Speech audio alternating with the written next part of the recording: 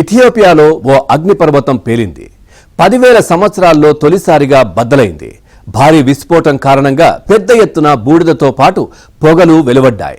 ఆకాశంలో వేల మీటర్ల వరకు వ్యాపించడంతో విమాన రాకపోకలపై ప్రభావం పడుతోంది. దీంతో కేరళలోని కన్నూర్ నుంచి అబుదాబికి బయలుదేరిన విమానాన్ని మార్గమధ్యలో అహ్మదాబాద్కు దారి మళ్లించారు.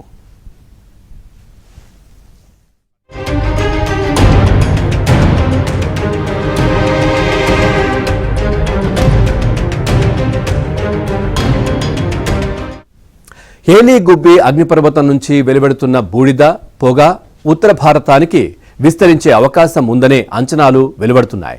ఈ నేపథ్యంలో ఆ ప్రాంతం మీదుగా వెళ్లాల్సిన విమాన సర్వీసులపై ప్రభావం పడుతోందనే ఆందోళనలు వ్యక్తమవుతున్నాయి.